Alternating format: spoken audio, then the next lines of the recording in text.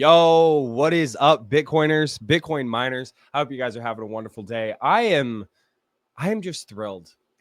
If you guys haven't caught on, this is episode 70, and we are about a year into our journey of doing this podcast. So it's March timeframe. By the time this comes out, it will have been a full year for me doing a podcast. And one thing that I've learned over the entire journey, from start to where we are today, is that you just got to keep it up.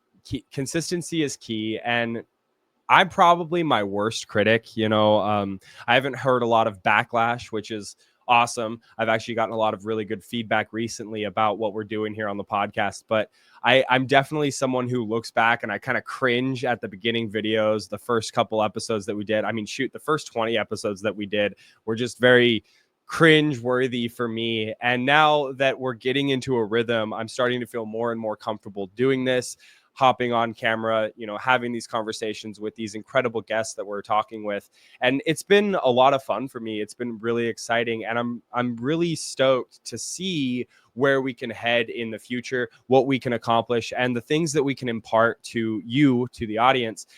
And, as I've stated before, this is really just my journey into Bitcoin mining, what I've learned, the way that I frame it, the way I look at it. And I'm really hoping that you, as the audience members, the people watching this, are getting some value out of this. I'm hoping that you guys are enjoying the content that we're creating. I'm having a lot of fun doing it. I really love these conversations that we get to have. I love talking to everybody from the mine operator all the way up to the large pubcos and even back down to the home miner who's, building out heat reuse stuff. As you guys know, I'm really into the heat reuse space, but that's not all that we talk about. I do try to dive into the actual industrial side of mining and really talk to guests who have their finger on the pulse. As you've probably seen, you watched my episode with David Branscombe. We talked a lot about the industry, what he's doing, talked a little bit about heat reuse, but really the investment side of things. And today we're going to be talking with David Gamble. And David is someone that I met down in Fort Myers, Florida, a couple of weeks ago. He works over at Blockware. So David is a financial professional with experience in investment strategy, wealth management, and digital assets. He currently serves as the head of institutional sales at Blockware Solutions, where he specializes in account management for high net worth individuals, syndicates, hedge funds, and family offices interested in Bitcoin mining. Previously, he worked as the VP and portfolio manager at Sarson Funds, a digital asset investment firm managing over $35 million in assets under management. David also held a key role at Raymond James Financial as a senior mutual fund trader and settlement specialist in GEIB for nearly 5 years. His leadership extends into academia and professional development, having earned his bachelor's degree in pre-med biology with a focus on physics from Alabama A&M University. Additionally, he is furthering his expertise by pursuing a master's degree in finance at the Johns Hopkins Carey Business School, enhancing his skills in finance, strategy, and business leadership. With a strong background in traditional finance and emerging digital assets, David is committed to bridging the gap between institutional investment strategies and the rapidly evolving world of blockchain and cryptocurrency. Now, I know that's a lot. David has an extensive background, and I'm really curious to hear his journey going into starting in pre-med and then deciding to dive into finance and getting into the digital asset space. And now he's working at Blockware, helping people with strategic placement and learning and understanding how Bitcoin mining can play into their investment portfolio. So I'm really excited to have this conversation. Obviously, this is a Bitcoin mining podcast, and for this to happen, we've got to talk a little bit about our sponsors, the people who help us make the show happen. So before we get into the show with David, I'm going to share something with you guys real quick. First and foremost, I'm going to share with you this. Join the Mastermind Club, a weekly gathering of Bitcoin miners sharing insights to help you optimize or build your mining business. Our community fosters open discussion and collaboration, connecting you with experts who can help you overcome challenges and find solutions faster.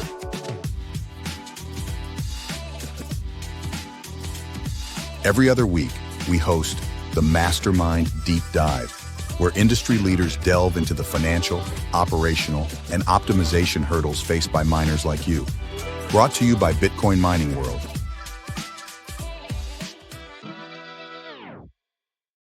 Awesome. As always, guys, go to the QR code at the bottom of your screen or the link in the description of the video to join the Mastermind Club. It's completely free.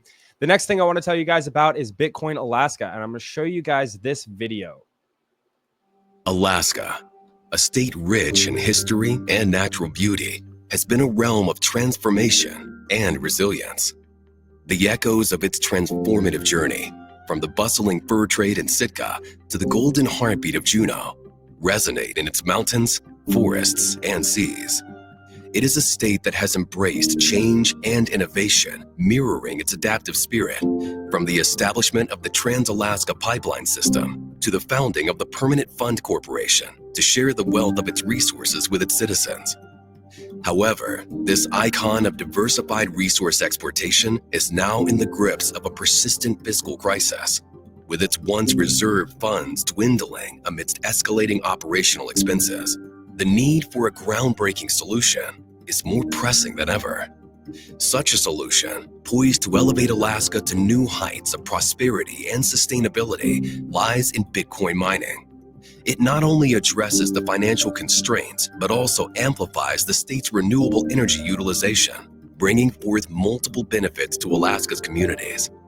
The utilization of unexploited energy from Southeast Alaska's dams to mine Bitcoins represents a step toward eco-conscious resource utilization. This energy, rather than being squandered, can create economic value and contribute to community welfare. In regions replete with geothermal energy, initiating Bitcoin mining can leverage this resource swiftly, heralding a profitable venture even before its integration into mainstream grids. This innovation would position Alaska as a leader in renewable energy utilization, intertwining economic progression with environmental preservation. A significant correction needs to be addressed about flared methane. Unlike some regions, Alaska law mandates the capping of oil wells, preventing flaring. This regulation ensures that valuable methane is not wastefully burned off. However, the potential of Bitcoin mining introduces an innovative prospect of tapping into this trapped resource. Instead of remaining capped and unused, this methane can become a viable energy source for mining Bitcoins, creating a revenue stream that would be directly beneficial for Alaskans. All right. So as you can see, there was a lot in that video, and I wanted to share that video for a couple of reasons. First and foremost, I think it really highlights what Alaska can do for Bitcoin and what Bitcoin can do for Alaskans.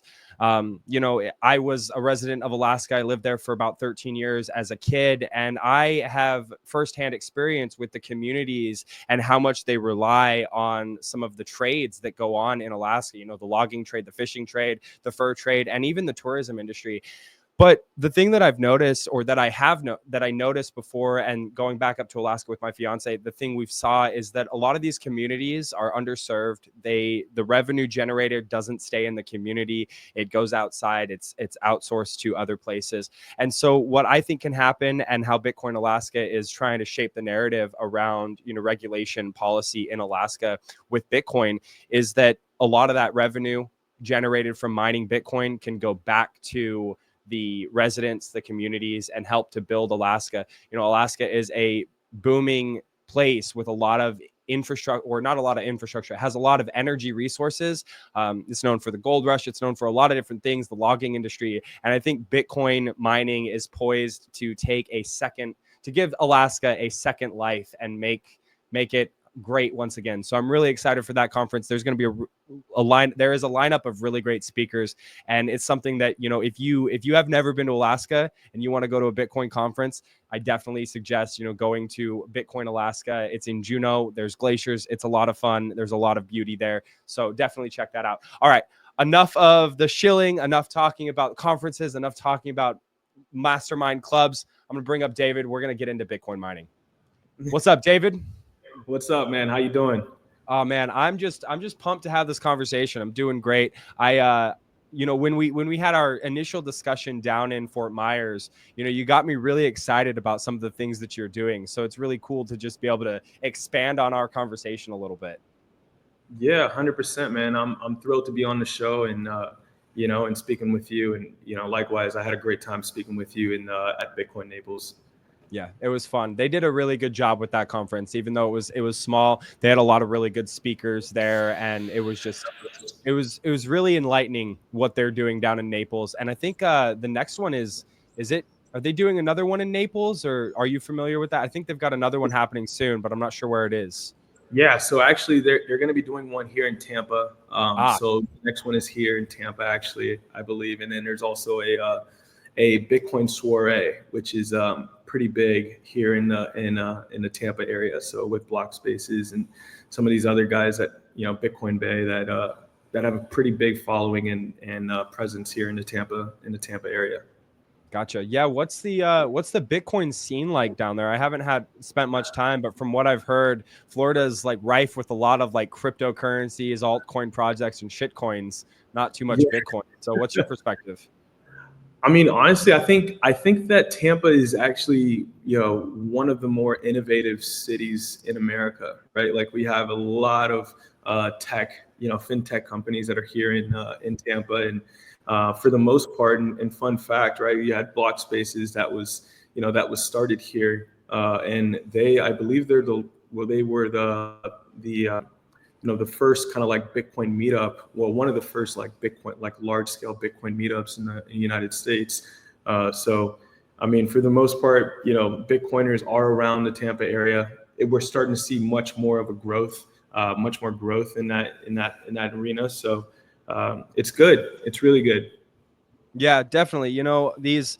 We need more events. I know there's a lot of different Bitcoin events, and some of the Bitcoin events have turned into quote unquote altcoin events. But I think the more that we get out and talk about it, the more that we, go out and talk to our communities, speak about Bitcoin, bring on these really great guests and speakers who can distill this information down to the newbies, to the uninitiated. That's how we get Bitcoin to grow. And I'm super excited about like all these different events that are happening. I wish I could go to them all. Yeah, 100%. All right, so check it out. Let's you work for Blockware. You are working in the institutional side of it, helping institutions, family offices, hedge funds understand Bitcoin mining and how it can play a huge role in their investment strategy. Before we talk about strategic placement, before we get into all that, I want to just set the scene with your journey into Bitcoin. So your orange pill story, and then how you kind of came to get involved with Blockware. Yeah. So, I got started in 2014 ish. I went to Alabama University, go Bulldogs. So, when I got there, I didn't really know anyone. I had a friend from Tampa who was native there in the Huntsville area. And, we had a really good time. He actually introduced me to the whole Bitcoin scene. So he had a cell phone repair shop, and I was smack dead in the middle of it. So I would help him out with fixing cell phones, fixing computers and whatnot, and the whole white paper, and got to reading that, and a few beers and a couple of conversations really in detail. We went super in. So he ended up getting his first megawatt of miners there in the first full legitimate size scale of miners, which was with some Dragon Mints back in 2016. But yeah, I got started then. Really just I fell in love with the whole aspect of just cryptocurrency and Bitcoin specifically, just because I was a science guy. So me being in the science field, I was just curious, right? And I think, Bitcoin being the best bridge between STEM and finance was like, it was just so easy for me to really kind of just be captivated by the whole thing. Primarily, mostly just because, again, right? Like I'm looking at it from my science lens, and, looking at this whole Bitcoin ecosystem is something that something that was just super new, super innovative, super disruptive, very rebellious, and I could relate to that, right? So yeah, I was working over at I was working at I was actually at an internship there for the Department of Energy for a small bit, and I made a decision right then and there. I was like, man, either I'm going to go into being a doctor, because I was right at the end of my senior year, or when I was looking at like Meharry or some of these other schools out in the Tennessee, like Alabama area, or I was going to take a shift, right, and kind of go where the puck was going. And I'll kind of go into like what happened after that. But yeah, that was basically like the start of my Bitcoin journey. So we all have friends who either introduce us to the world or we kind of stumble upon it. So I was fortunate enough to have really good friends that were really involved in the whole just the technical aspect of Bitcoin, and that kind of catapulted me into the world.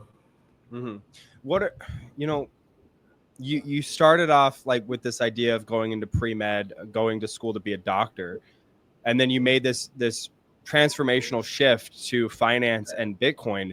Can you kind of explain like what the catalyst for that was? I mean, yeah, you saw Bitcoin, it's exciting, it's new, that's where the puck is going. But what other things kind of made you really decide, hey, I don't want to follow my family's legacy. I don't want to be a doctor. I don't want to be a dentist. I want to go into finance. So really what it was really simple, right? I was in college. I didn't have any money. I wanted to learn how to make money online. So actually what really kind of catapulted me into the space even more or further was the trading space, right? So I started trading. I wanted to learn. And unfortunately, I didn't have the 25K for the PDT role, right? So, and at that time, we're talking 2015, 16 area, 2014, there really wasn't like a Robinhood out there or anything super friendly, like user friendly, outside of like a couple of platforms. So yeah, so I basically got into wanting to learn how to make money online first, and everything kind of just gravitated towards the whole crypto space, right? Because there was no PDT role. You can day trade easy, right? Like, there was exchanges out there.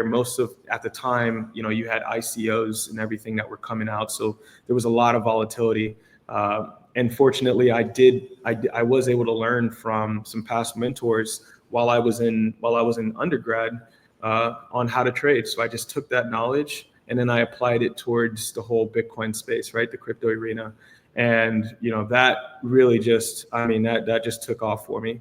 So it really honed in on, how the skills for trading one asset, whether it's a traditional financial product like, a stock or a futures product or options, and how that kind of just shifted into the whole crypto Bitcoin space, right? And obviously at those times, you had arbitrage strategies where you can go on like Gemini and then go on like something like Poloniex or something, and see that there was discrepancies between the prices. So it was just really fun at those points. So that's what really got me further in. And I think outside of that point, as far as like a catalyst, right? It was just really my curiosity, right? I felt like I've seen what it looks like to be in a professional like medical background or so, just because of my family. And sometimes that doesn't necessarily mean that you understand how to manage money. And I really wanted to take a different approach. And I felt like this was the right move, right? Like, I did feel like this was the right move, and fortunately I was correct. Yeah, sometimes you just gotta go with what I should say you should always go with what your heart tells you. Like everybody has a journey. Everybody's going down this road of trying to figure out, especially like young people like us. I'm late millennial. I feel like you're kind of the same area. But like you go down this road of like, okay, like it's the world's getting more and more difficult. It's getting harder to survive. So I need to find a role that like suits me, but also is going to fund the lifestyle that I want to have. And sometimes it's really hard to make that like bet on yourself. You know, I guess the way that I'm trying to frame this in is you went into finances, you went into trading, you're trading Right. cryptos, you're trading stocks and stuff like that. What are your opinions on like these different crypto assets? I mean, you're talking with a Bitcoin maximalist here. I don't give a damn about like trying to trade. Like I'm a hodler, man. I buy Bitcoin, I hold, hold on for dear life kind of thing. But I'd like to just like hear some of your opinions on like these different assets. What are the use cases? What are what are the aspects of it that you like? Do you like these assets? Do you just trade them for the gains? Like, what's the deal here?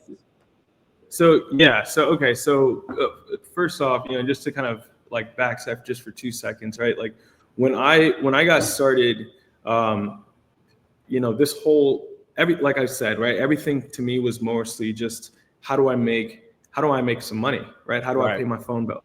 And as a trader, we are subject to volatility. That's how you make money, right? No matter what, it doesn't matter what market, you make money by volatility, right? And and this was around 2016, 17 time during that bull market phase, right? Did really well, and I think really what it comes down to, and by the way, we're aligned, right? I think most of these cryptos out there will go to zero. That's just a fact in my opinion, right? But from here to there, that doesn't mean that you can't profit off of moves, right? And there's a lot of volatility in these markets, and especially in the altcoin space and so on and so forth. I think after you've kind of dipped your toe into that world, you realize that fast money is nice and everything, but how do you actually store and stay relevant in the space? Because rule number one is don't get yourself knocked out of the game, right? And for a lot of crypto friendly people that are trading and everything, they understand this very well. You can get wrecked, right? And I think at the end of the day, we're looking at this space, and we're looking at the relevancy between what do these things really have to offer. The short answer is, for the majority of them, they're either too early, or they serve a really good big purpose. And I think this is a big point here, that having a gateway to getting net new interest into the industry is huge.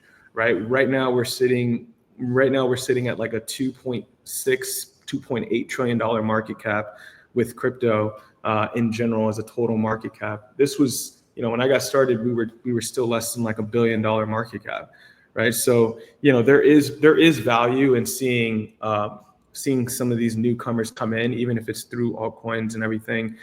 I think everybody has their journey, and ultimately that journey leads them all into Bitcoin. Mm-hmm. And I think we can all relate to that. So I think that's it. Look, don't get me wrong. I mean, I might be the Bitcoin maximalist over here. I might tell people, hey, don't trade shit coins, don't buy them. But at the end of the day, everybody has their own journey. Everybody like comes into the space in their own way. I think that at the end of the day, as long as when we're teaching and educating about Bitcoin versus crypto, like we're delineating between the two, and we're talking about, sure, you can gamble speculatively on these assets, you can trade these assets, you can try to make money, but if you're going to store your wealth, in something that isn't going to be debased over time, it has fundamental laws and rules and the way that it like frameworks, then it's Bitcoin. Right. Like XRP is not going to do that for you. But that, like you said, that doesn't mean that if you are the type of person, like I'm not a trader, I won't become a trader. I just don't want to spend my time doing that. But if you are the type of person that wants to trade, then you shouldn't be ostracized for that, I guess is what I'm trying to get at. So Don't get me wrong. I am a maximalist. I am a Bitcoin advocate. and I don't advocate for the other things. But if you guys want to trade, not financial advice, if you want to trade, there is a market for that. And like you said, the money is made in the volatility. The higher the volatility, the more money that can be made. I would also say, a word of caution to anybody who is trying to do that. Just be careful. Don't Right. get over your skis kind of situation. Yeah, 100%. Yeah. So, David, let's dive in a little bit into your role at Blockware. So, what exactly? I know that, we kind of alluded to it a little bit, but tell us exactly what it is you do at Blockware and how you help hedge funds and family offices get into Bitcoin.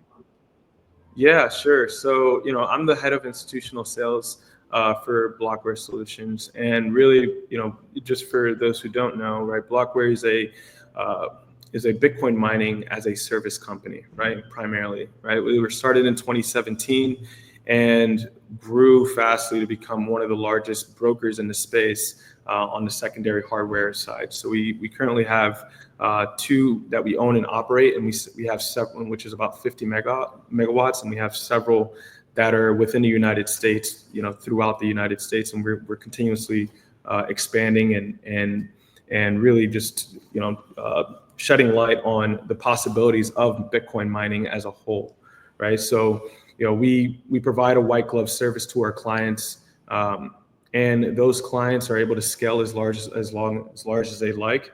And then we also have an interesting marketplace where people could actually buy and sell miners turnkey, very similar to any other financial product, right? So we've really taken the aim of really creating an electronic market for this industry, for this niche, because historically, the mining space has always been super illiquid.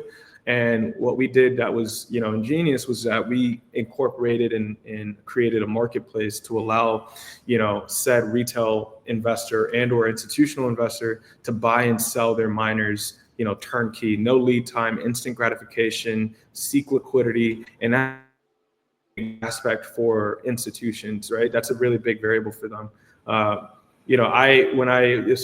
Primarily, I'll help a lot of these institutional guys, whether they're syndicates or family offices or hedge funds, really aim towards seeing what the benefits are for mining and how that can be adopted into their portfolio.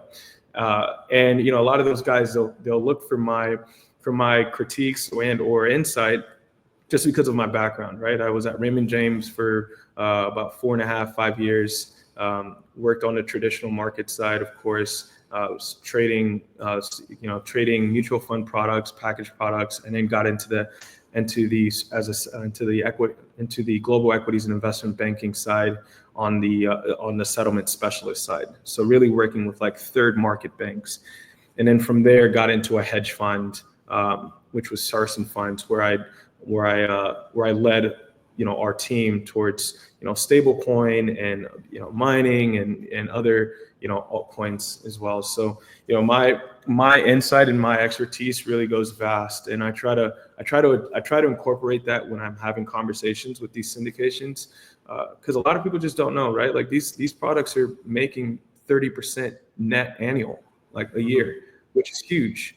Right, that's huge for anyone, especially syndications and hedge fund guys. They're looking for opportunities like that. So the conversations are pretty they go pretty deep in detail, but for the most part, it's really simple. It's like, what is Bitcoin mining and how do I explain it to me, essentially, and then we're gonna just take steps from there.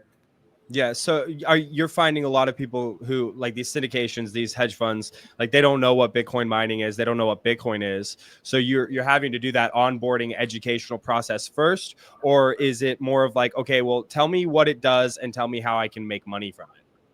Yeah, I'd say it's the second one, right? Like I'd say it's more so, I think in the mining space, you do find a lot of people that are already somewhat knowledgeable about the Bitcoin space, but they've never really dabbled into what mining is and how that could be of benefit to them, right? So a lot of conversations that I find myself having is, really just educating on, how this can be implement it into a modern portfolio theory, right? Or into an everyday mom and pop portfolio that wants to, that they have their crypto holdings and they're just trying to figure out, okay, what's the next best move? Like what can you talk to me a little bit more about like mining and what that actually looks like, as on a return basis, right? So those are the kind of conversations that typically occur in the beginning, and then it kind of goes from there.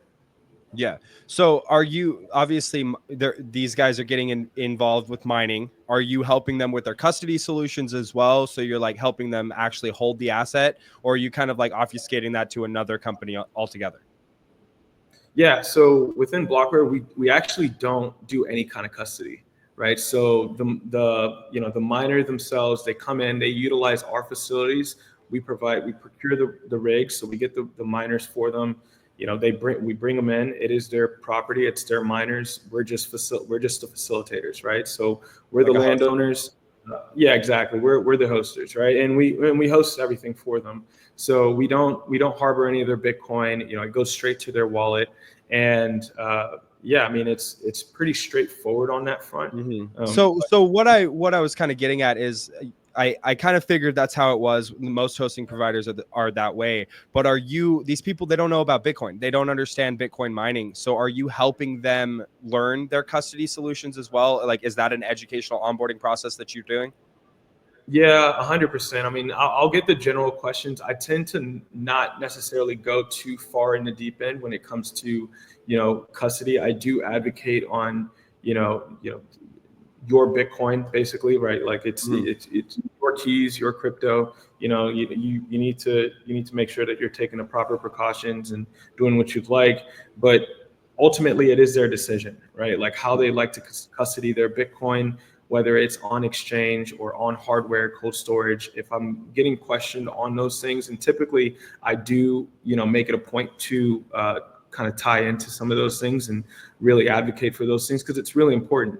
Right. I think, and it's not to go off on a sidebar, but one of the biggest issues that I think that we're going to face in the upcoming years, Trevor, is really, Bitcoin, Bitcoin being lost, right, by a lot of people. I mean, we'll find that, right? And I think it's so important to understand, whether it's a multi-sig account but those are different conversations that takes a little bit more complexity in terms of, strategizing. For the most part, a lot of these guys are just like, what's the best way to store my Bitcoin? Well, maybe a cold wallet, maybe obviously like a Ledger or a Trezor, whatever whatever you'd like to move forward with on that. I'll provide my 2 cents, my 2 Satoshis on that if asked.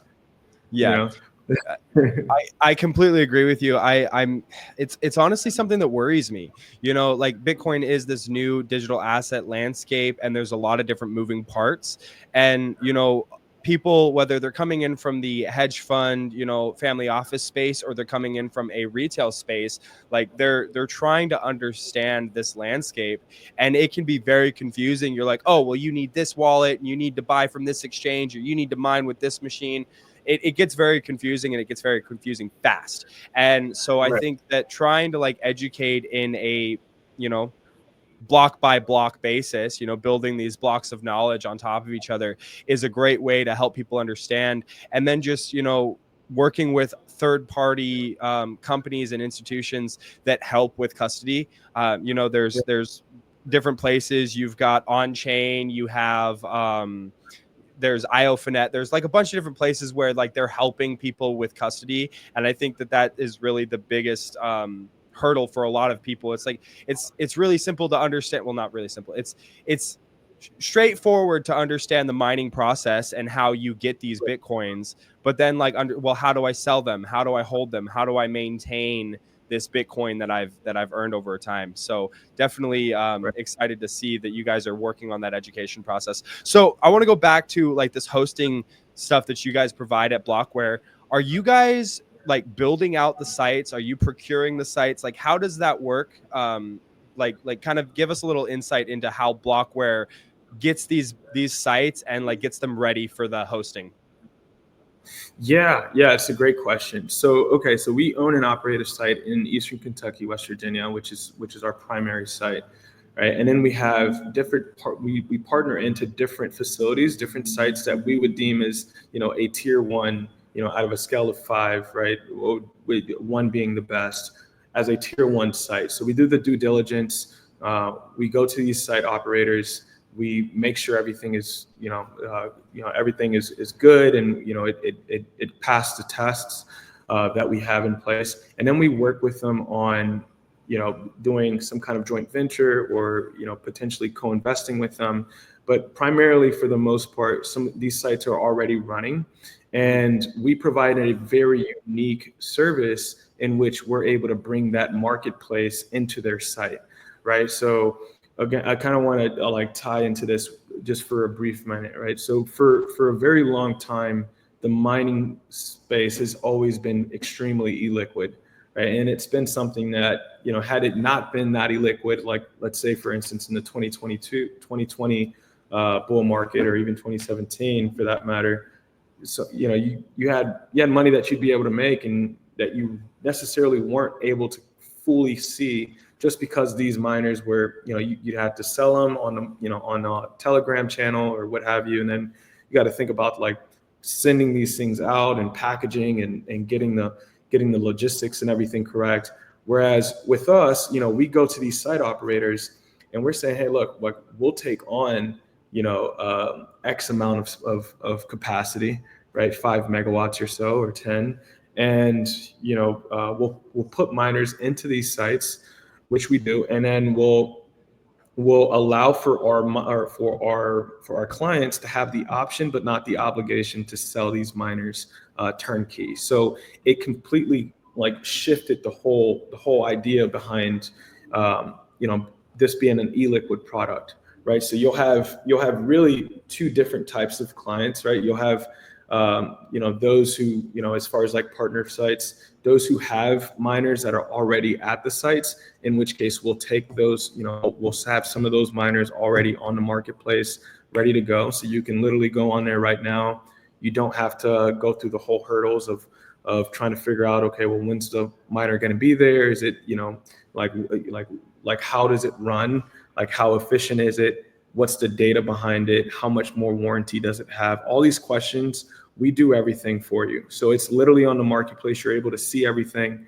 You can and then you're able to purchase a rig, right? So and obviously these site operators really like that, because it minimizes the friction behind if they'd ever like to sell out of those rigs, sell out of those miners and get into new efficient miners, and or if they just really want to expand and kind of keep things rolling within house, right? So it limits their ability to having to go through the whole logistics aspect, and really kind of going in. So we marry the two, as far as having a perfect placement for these guys to being able to seek liquidity and also to expand. And that's really where we shine. Yeah, no, it makes sense. And it's actually a very interesting way to think about it, because, back, I got into mining in 2024, so I'm relatively new to all of this. And, one of these things that I'm hearing is that mining is it's difficult to set up these sites and then keep them going, especially when you're in regulated markets. So kudos to you guys for balancing this and for bringing a product to market that helps institutions and retail investors get in without having that huge friction of building a site and managing energy contracts and whatnot. So definitely great job with that. I want to get into strategic placement. This is something that we talked a little bit about when we were down in Naples. Obviously the placement of your mining operation, whether you're hosting and you're going with a certain hosting provider, or you're building out your site, where you place your miners is very important. So let's, broad strokes, generalize what strategic placement is and how you see that benefiting the retail and institutional investors. Yeah. So really, in a word, it's really just diversification, right? And there's 2 ways that I really think about strategic placement, right? And the first is really, geographic, right? Where are you placing these miners? And, how does that really tie into, efficiency, and, how you can diversify your holdings, your mining fleet between different states, and how that can actually improve efficiency over time, right? Because each state has its own, whether it's weather related or what have you, there's its own variables there. So, we take it upon ourselves to really look for advantageous locations for, data center, mining facilities that, really capture everything that we're looking for our clients, right? We want to make sure, I mean, at this point, we're in Oklahoma, we're in Iowa, we're in, Georgia, we're in several different states. So, we'll have clients, a client base that, they want to be dispersed throughout the United States. And, we take it amongst ourselves to go ahead and make sure that we're finding the best location possible. And obviously we're going to work with those guys, right? And then on a different front, on terms of strategic placement, it's really looking at how it comes into a regular, crypto portfolio, right? And really kind of going into the details of, how much are these miners actually generating a year, right? On a net basis. So after you pay your electricity bill, how much of a revenue are you generating? And because you're generating that revenue, you're making X amount, right? So over after, so and that really kind of ties into why this becomes so attractive for institutions, right? So in general, you have real estate, and in just using that as the comparable here, with real estate, you're getting a 15% return and you're hitting it out of the park, right? Like that's a really good return in real estate. And for some of these hedge funds, they do like to look at these kind of alternative investments, and even for mom and pop, right? Like most Americans, they do understand that rental properties and all of those things. But Bitcoin mining introduces a different dynamic, right? Because you're not dealing with the tenants of these real, of these houses, right? You're dealing with computers, and these computers are the best tenants you'll ever have. They're on 24/7. You're not dealing with any of the emotional aspect of the tenants.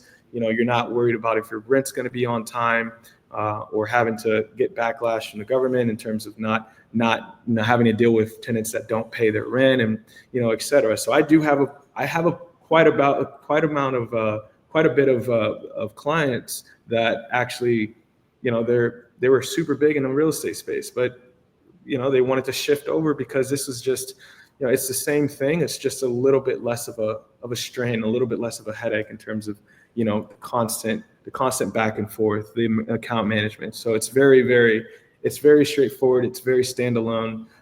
It's ideal, and it's making more than 30% net a year, right? Mm-hmm. So on an operational basis, some of these things are, generating 100% on an OpEx basis, right? So, and for those who don't know, that's just, right? So just to break it down in math, for every $1,000 that you invest, you're in miners, you're looking at expectations of $300, over the term of a year, right? Which is really good. So you kind of blow that up, and that's huge, right? For any kind of like institutional or hedge fund or syndication that's looking to park, capital into the space and look for alternative and returns. Mm-hmm. Yeah, definitely. I mean, I have a friend who got into Bitcoin mining. He was, for the last year and a half, he's like, I want to get into Bitcoin mining. I want to be a miner. And he was able to work out a deal with, the people that are mining on his property. He had a greenfield site, and he was like, hey, it's, less than a quarter mile away from the power distribution center. So, there's a big, huge facility that distributes power. And basically he was like, hey, I'll rent this space to you. I want to be able to mine 1 megawatt on it. They've got enough room for 10 megawatts. He rents the land to them. They paid for all the infrastructure, the transformers, all the lines, like building out the site basically. So now this 1.8 megawatts that is up and running, he's managing it. So he's getting paid from the company to manage the site. but he's also getting paid because he owns the site. So he's the landlord. And Yep. also, he didn't have to pay for the PME. He didn't have to pay for the switchgear. He didn't have to pay for the transformer.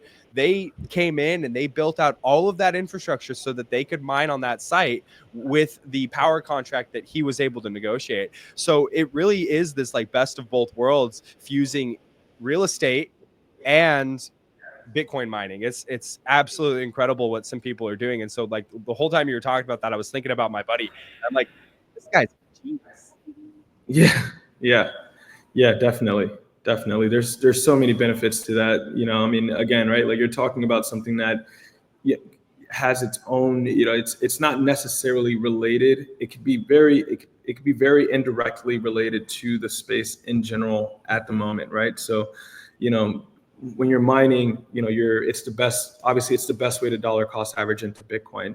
And at present, some of these miners, some of the most efficient, are creating Bitcoin at like a $45,000 price, break-even price. So, therein lies the benefit to mining Bitcoin, right? So, and as a retailer, institution, hedge funds, we have a very, very big advantage against these publicly traded companies that are mining, and we can't really let that it's almost like I'd say it's a luxury that will at some point become a necessity, right? Because we have this opportunity to provide everything that's needed to mine Bitcoin efficiently and profitably for any person out there, and they're doing it at a cheaper price than what most of these publicly traded companies are doing. I don't know when that ship is going to sell, and that's not going to be, no longer will be the case. But right now, and I would say over the next 5 to 10 years is really the golden time for, any retailer to just step in and really get involved with a good host. Ideally, yours truly here and over at Blockware, but that's a little show there, but seriously, I mean, it's a great opportunity for anyone, who's just really looking to get involved and wants to kind of take a step back and, let us do what we've done already with building the infrastructure. And to your point with your buddy there, I mean, he's hitting the head right on the nail, right? Like, I mean, there's so many different ways to really expand in this space and just take advantage of the opportunities at hand. We're kind of like in this is the golden age of mining Bitcoin. So we can't take that for granted. No, and it's obviously getting more and more difficult. And, like one thing that a lot of people don't realize, it's like I have this story where my uncle lives in California, and he doesn't understand Bitcoin. He doesn't understand mining. He doesn't understand electricity rates or anything like that.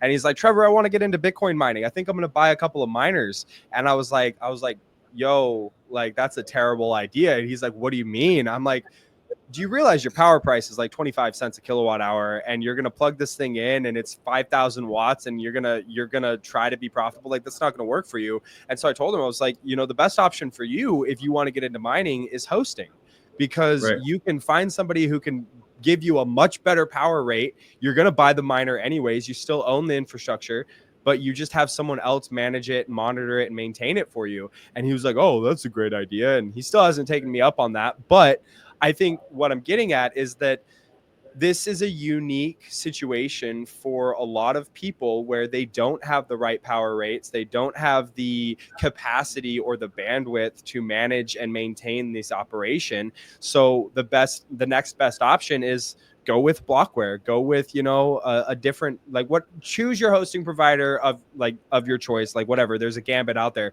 Also, they do come with their risks and rewards. But what I'm getting at is that doing this service, like, you guys come in and you do all the heavy lifting and you take a little premium on the back end of it. And it allows retailers and investors to get into mining without having to deal with the stress of managing and maintaining that operation. So I think it's a great thing. And we've seen the caliber of hosting providers go up and up and up. Definitely there have been some shady ones, but we're seeing that improve over time. 100%. 100%.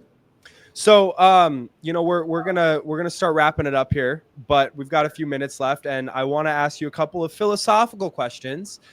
First and foremost, David, as somebody who you've got your finger on the pulse of Bitcoin mining, you're deeply embedded in the space, in the financial side of it. How do you see Bitcoin mining shifting over the next 5 to 10 years? You talk about that time frame. What are your thoughts and your opinions on that? So it's interesting. I think that, over time, we're more than likely, and nobody has a crystal ball, right? But, Sure. What I'm seeing here is that, we're starting to see a lot of strategic, just companies that are looking to get involved in this arena. And, whether they're AI based, or, regular mom and pop businesses that are just seeking to get, to increase their bottom line, bipartisan of Bitcoin. I think for the most part, over the next 5 to 10 years, we ultimately see a shift towards microgrid sites, right? So I think we're already seeing that. I do think that we're seeing, many people that are trying to take the reins on themselves and find either off-grid sites and or very small, like independent megawatt to 3 megawatt sites that are super advantageous for them, because this is the beauty about Bitcoin, right? Like it was made for us. It's a decentralized product, and it is an altruistic product as well. So over time, we're going to see, we may see South America and Central Americas and these different countries and nation states really start to work with a lot more with the people, which is a great thing, right? Because at some point, the only people that will have access to some Bitcoin, on a consistent basis is us, right? It's Right. The miners, So I think it creates a new dynamic in which and potentially where government is forced to work with us instead of taking things on their own. I'm sure they'll have their own plays and strategies in place, but ultimately over time I do see obviously transaction fees going higher and these things occurring, but I do see microgrid sites becoming a lot more relevant, right? So the smaller sites that might be in rural America that we're just starting to see. So I think it provides a huge benefit for people in those areas, because it's gonna drive more business, and that is a positive. Yeah, one thing I'm really excited about, I mean, we've talked about this on the show plenty of times in the past. Bitcoin miners are location agnostic. They don't care where they're located. As long as you put a cover over them, you can regulate the environment to some extent. They'll post up right next to a geothermal site. They'll post up right next to a wind site, a solar farm. Like, it doesn't matter. You find the power generation and you place these miners wherever you want. And what I think is really cool is this dynamic between Bitcoin mining, energy abundance and resources, and then also the heat reuse aspect of it. Because what happens when you can post up a Bitcoin mining farm at a like a hydro dam in a location that gets really cold in the wintertime, and you're then able to grow crops and do other things with the heat. I mean, it changes the entire financial side of it, and the numbers completely blows it out of the water. So I'm really excited to see what a lot of these miners come up with. Going back to my buddy, he's working on this site, and it gets cold during the winter time, and what they want to do is they actually want to build a greenhouse that utilizes the heat from this mining operation to grow crops all year round. So to simulate this springtime environment in this greenhouse that is heated by Bitcoin miners. And I think that is something that's really exciting. And once we see a lot more plays like this, you talk about microgrids, Like it's really just going to shift the dynamic away from Bitcoin mining for Bitcoin's sake, but Bitcoin mining for the heat and the other business opportunities that can be built from that heat. So that's something that I'm really looking forward to. Yeah, definitely. Definitely. All right. So last question for you, David. And then I'll, let you get on with your very busy day because you're a busy man and you have a lot of things. You have education to do in Bitcoin. You got to get institutions into Bitcoin mining. So 100%. what does Bitcoin mean to you, David? Bitcoin is freedom. You know, I mean, Bitcoin is an individual. In my opinion, that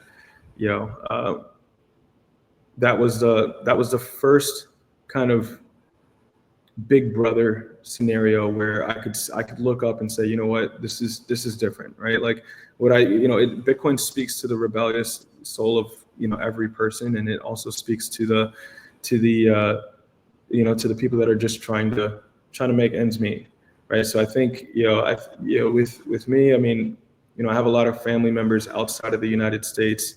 I've been able to help a lot of those guys in terms of sending Bitcoin. Bitcoin is everything that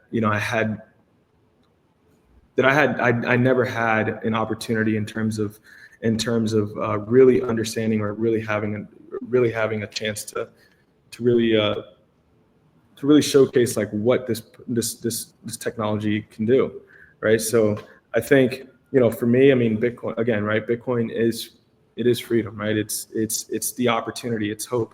That's ultimately what it is, right? Bitcoin is hope. It provides a staircase for us. It provides something for us to kind of lead into in this new frontier. It's trailblazing.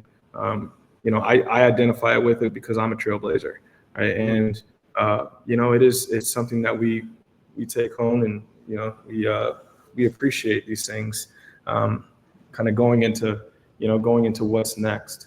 So yeah, I mean, in short, right? Bitcoin is hope. Bitcoin is future, past, and present, and Bitcoin is the perfect clock. I've never seen. Yeah. I like that. It's said often, people, I think the number one answer that I get is Bitcoin is freedom. And I think this is because it really resonates with people on a fundamental level. We are like, we as human beings, we are not meant to be suppressed. We are not meant to be shoved down. Like, we are meant to be expressive. We are meant to find like our true passions in life. And Bitcoin enables this. Bitcoin gives you the ability to choose the path that you want to take. Whether you're a finance guy like yourself, whether you're just a builder like me, it doesn't matter. You can find your place in Bitcoin, and Bitcoin can enable you to live a life that is of quality, of high regard, of decency, and it really changes the way that we view the world. And I do think that is ultimately, Bitcoin is ultimately freedom. Bitcoin is ultimately hope. And so I really like that answer. I know a lot of people are like, oh, that's the generic answer from Bitcoiners. It's like, you know what, go fuck yourself. Like, Bitcoin is freedom, damn it. Definitely is. So sweet, man. Well, hey, tell the audience where they can get a hold of you, how they can get a hold of Blockware. So, if they want to do some hosting with you guys, let them know. Yeah. So, you can get a hold of me at David Gamble on LinkedIn, or dgamble331 on X. And as far as, getting a hold of us at Blockware, you can always go to www.blockwaresolutions.com. You'll find the marketplace there. You don't even have to talk to me if you don't want. You can go on there and just buy a mining rig if you'd like. But email is david.gamble@blockwaresolutions.com. Right, so that's how you can get a hold of me, and I look forward to the conversations if we do talk. Absolutely, I'll make sure everything is posted in the show notes of this video. David, I really appreciate your time today. Thank you for coming on and speaking with me, talking to our audience. Always a pleasure getting to talk with somebody like yourself. I'm not a finance guy, so it's great to talk to people who have their finger on the pulse on that side of the industry. The pleasure was mine. I had a great time on the show. You're doing an amazing job, and keep it up, man. This is great. This was awesome. For sure. Thanks, man. We will see you guys on the next podcast. You guys know what to do. Like, comment, subscribe, leave me a message. Let me know what you think. And yeah, we'll see you on the next one. Thanks, David. All right, brother. Thanks.